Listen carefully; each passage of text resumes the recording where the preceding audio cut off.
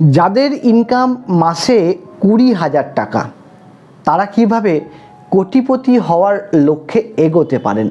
হ্যাঁ, আপনারাও হতে পারেন। ভাবছেন যে এত কম পয়সায় কি করে হবে, সংসার চলে না, আবার কোটিপতি। আপনিও হতে পারবেন। সঠিক পথে আপনাকে কিন্তু এগোতে হবে এবং খুব হিসাব করে আপনাকে চলতে হবে, তাহলে কিন্তু সম্ভব। আমি আপনাদেরকে হিসাব দিয়ে দিচ্ছি কি করে সম্ভব। তো ভিডিওর শেষ পর্যন্ত দেখতে হবে। কিছু তথ্য অবশ্যই আপনারা জানতে পারবেন। আর এই যে তথ্যটা আমি আপনাদের দেব, এইটাই যে আপনাদেরকে মানতে হবে এমন নয়। আমি ভিডিওতে কিন্তু যা বলি তা কিন্তু আপনাদের মানার জন্য বলি না, আপনাদেরকে দিশাটা দেখাই, আপনাদেরকে পথটা দেখানোর চেষ্টা করি, যাতে করে আপনারা আপনাদের অবস্থা অনুযায়ী, সিচুয়েশান অনুযায়ী আপনারা ব্যাপারটাকে বুঝে নিয়ে না সেটাকে ইউটিলাইজ করতে পারেন। তো ভিডিওটা দেখুন শেষ পর্যন্ত, জানতে পারবেন অনেক কিছু। আমি শুভ, গো অ্যাহেড বাংলার নতুন আরেকটি এপিসোডে আপনাদের অনেক স্বাগত। তো 20,000 টাকা মাইনে, সংসার চলে না, আবার কোটিপতি, জমাতেই পারি না। আপনাদেরকে একটা হিসাব করে নিতে হবে। কীরকম হিসাব? আপনারা এই যে 20,000 টাকা মাইনে পাচ্ছেন, এই 20,000 টাকার 50% আপনাকে সংসার খরচের জন্য রাখতে হবে। তাহলে 20,000 টাকার 50% কত? 10,000 টাকা। এই 10,000 টাকা আপনাকে সংসার খরচের জন্য রাখতে হবে। আপনার বাড়ির খরচ, ছেলে মেয়ের পড়াশোনা, স্কুল। এবার বলবেন যে এই 10,000 টাকা এসব হয় নাকি? তা এখনকার দিনে করতে হবে, 10,000 টাকার মধ্যেই করতে হবে। না হলে আপনি আপনার ইনকাম বাড়াতে হবে, আপনি আরও অন্য কাজ করুন যদি না হয়। কিন্তু আপনি আপনার ইনকামের 50%-এর বেশি মোটেই খরচ করতে পারেন না। কথাটা মাথায় রাখবেন, পারেন না। যদি মনে হয় যে আরও খরচ বাড়ছে, আপনাকে কিন্তু আরও একটু ইনকাম করতে হবে। এবার ইনকামের অনেক রাস্তা আছে, আপনারা অন্যদিকে আরও ইনকাম করার চেষ্টা করুন। চুরি করতে বলছি না, কোনো রকম 2 নম্বরিও করতে বলছি না। ইনকাম করে টিউশনি পড়ান, দোকান করুন, যার যেদিকে মানে ন্যাক আছে করুন, তবে পয়সা ঘরে নিয়ে আসুন। তো আমি 20,000 ধরেই আপনাদেরকে বলছি। তো হলো, এবার মানে ইকোনমিক্যালি হিসাব বলে এরকম যে 50% হচ্ছে সংসার খরচ, 30% হচ্ছে আপনার শখ আহ্লাদ মেটানো, আর 20% হচ্ছে সেভিং। এটা নিয়মে বলে। কিন্তু আমি এক্ষেত্রে বলবো ওই 30% যেটা শখ আহ্লাদ, আপনাদের এই কম মাইনেতে 30% মানে কত হচ্ছে? ওইদিকে 20 মানে 3 দুগুণে 6, 6,000 টাকা। তো 6,000, 30% 6,000 টাকা আপনার কোনো মানে হয় না। আপনি ওটাকে 50% করুন, 15% করুন, মানে কত? 3,000 টাকা। আপনি আপনার যা শখ আহ্লাদ 3,000 টাকার মধ্যে মেটানোর চেষ্টা করুন। তাহলে 10,000 আর 3,000 কত হলো? 13,000। পড়ে রইল কত হাজার? 7,000। তাহলে 7,000 মানে কত? 45%। তাহলে এই 45% টাকা আপনি সেভিং করুন যে কোনো মিউচুয়াল ফান্ডে। এবার মিউচুয়াল ফান্ডে আপনাকে টার্গেট রাখতে হবে মিনিমাম 10 থেকে 15 বছর। মানে অবাক লাগে না? আপনারা বিভিন্ন রকম বিমা করেন, বিভিন্ন রকম পলিসি করেন, টাকা পাবেন না জানেন, তবুও করেন কেন? ওই 15 বছর 20 বছর টাকা কিন্তু দিয়ে যাচ্ছেন। আপনারা ভালো করে জানেন যে সেখানে বাজার মূল্যর সঙ্গে মানে ইনফ্লেশন যা আমাদের তা বিট করতে পারে না, তবু আপনারা কিন্তু বেমালুম টাকা দিয়ে যাচ্ছেন। কিন্তু মিউচুয়াল ফান্ডে 10 বছর শুনলেই না গায়ের জ্বর চলে আসে। নিজেরাই ভাবুন একবার নিজেদের অবস্থাটাই। 100 জন যদি এসআইপি শুরু করে না, 80 থেকে 85 জন মানুষ 5 বছরের মধ্যেই সমস্ত এসআইপি বন্ধ করে টাকা তুলে নেয়। আর বাকি এই যে 15 থেকে 11% মানুষ, এরা 5 বছর প্লাসে এসআইপিকে কন্টিনিউ করে। তাহলে অবস্থাটা বুঝতে পারছেন? আপনাকে সচেতন হতে হবে। এই 7,000 টাকা করে আপনাকে জমাতে হবে মিনিমাম 15 বছর। আমি তো বলবো এটা আপনি 20 বছর জমান।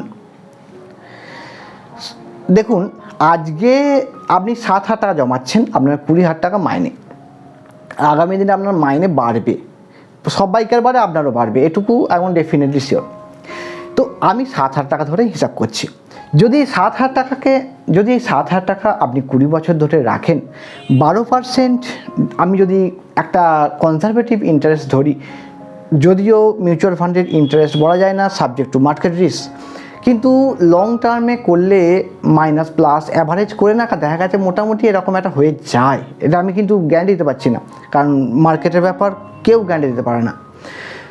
তবু গত যা যা দেখেছি মানে প্রিভিয়াস যে ইয়ারগুলো গেছে তাতে কিন্তু মোটামুটি 12% ধরছি আর কি জাস্ট।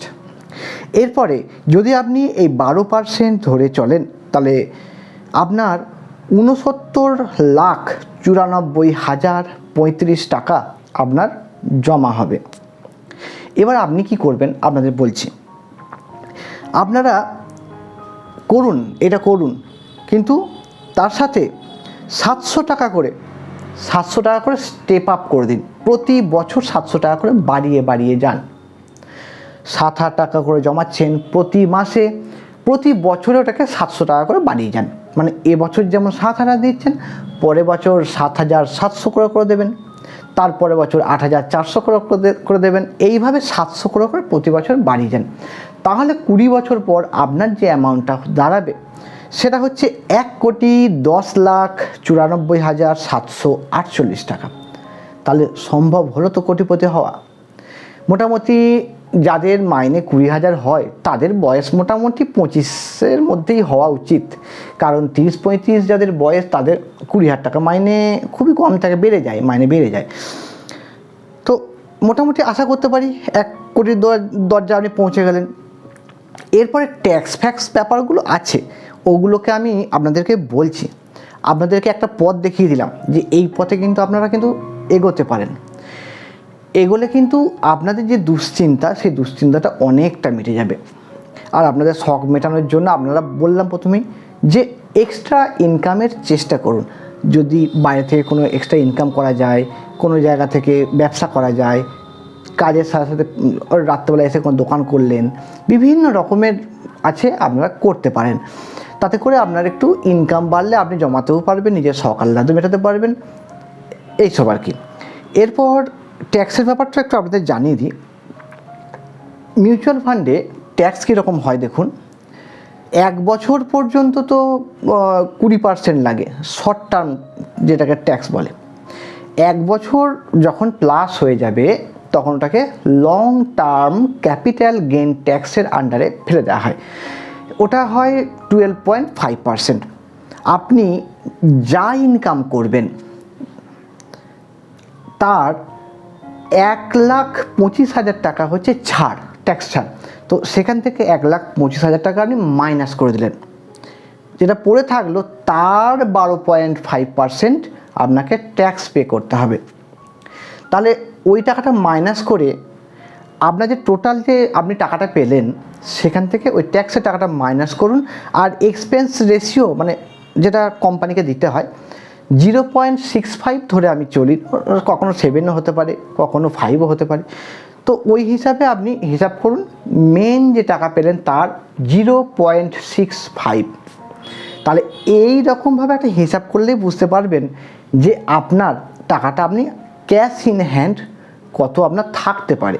যদিও মিউচুয়াল ফান্ড ওখানেই আপনাকে ট্যাক্সটা দিয়ে দিতে হবে না, ট্যাক্স আপনাকে মানে আলাদা করে ট্যাক্স পেজ মানে যেখানে রিটার্ন করবেন সেখানে দিতে হয়।